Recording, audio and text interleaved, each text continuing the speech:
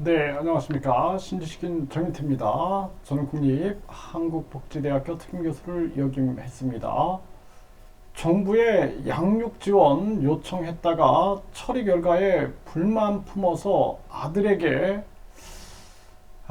이 몹쓸 짓을 했는데요. 이 양육 지원 요청을 했는데 처리 결과가 안 좋았던 거죠.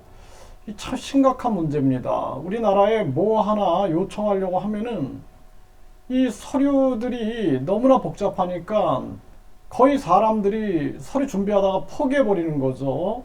그 여기에 이제 불만을 품고 이런 극단적인 사건이 터졌는데요.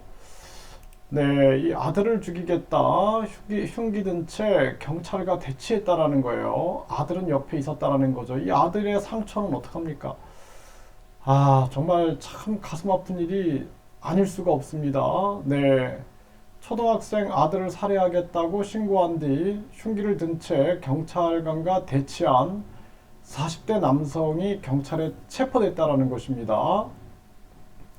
그래서 자신의 아파트에서 아들을 죽이겠다라고 112에 신고한 뒤 경찰관들을 흉기로 위협했다라는 거죠.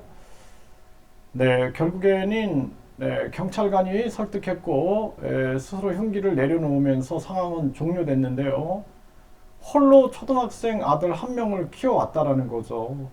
네, 그러면은 혼자 초등학생 아들을 키운다라는 게 이게 쉬운 게 아니죠. 직장 생활하면서 또 아들 한 명 돌보면서 너무나 힘든 상황이 아니었겠는가 이렇게 미루어 짐작이 되고 양육과 관련해서 지방자치단체 등에 지원 요청을 했는데 처리 결과에 불만을 품고 범행을 진행을 했다라는 것입니다. 네, 참 이 아이는 이제 보호 관리하도록 지자체에 인계할 예정이고요. 결국에는 이렇게 비극이 만들어지는 겁니다. 비극. 네, 그래서 우리나라가 이 뭐 말로만 저출산 문제, 말로만 고령화 문제, 그래서 저출산 문제에 400조를 썼다고 하지만 사실상 해결할 의지가 없어요. 정치인들은 1억 5,400 연봉 받고 후원금 1억 5천 3억 받고 정당 보조금 500억 받고 선거 보조금 500억 또 선거 보전금이다 해가지고 선거 때 자신들이 쓴 돈 다 국민 세금으로 돌려받고 손해보지 않는 장사를 하는 거죠. 그리고 특활비에 업무 추진비에 돈방석에 앉아있고 그것도 모자라서 5만원짜리 돈이 막 가정에서 쏟아져 나오고 있습니다.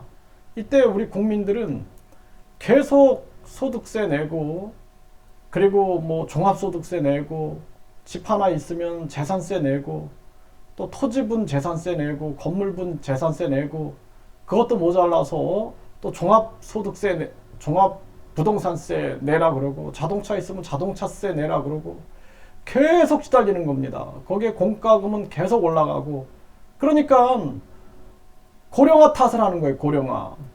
그리고 또 뭐 국민연금도 고갈된다. 건강보험도 고갈된다. 그리고 자기들은 성과급 잔치를 하고 있어요. 그러니까 이 국민들이 살 수가 없는 겁니다. 대한민국은 반드시 망할 수밖에 없는 거죠.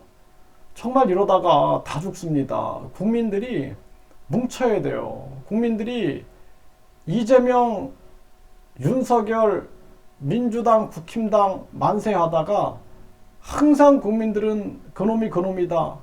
그나물의 그 밥이다 하면서도 거기서 벗어나지 못하는 그 틀에서 그게 아니라 이제는 국민들이 직접 정치하는 세상 스위스처럼 국민투표 시민 발안제를 통해서 국민이 10만 명이 동의하면 국민투표에 붙입니다. 스위스는. 우리나라는 스위스보다 인구 5배니까 50만 명이 동의하면 국민투표에 붙이는 국민투표 시민 발안제로 가야 한다. 정치꾼들한테 더 이상 정치를 맡겼다가는 국민들 다 죽습니다.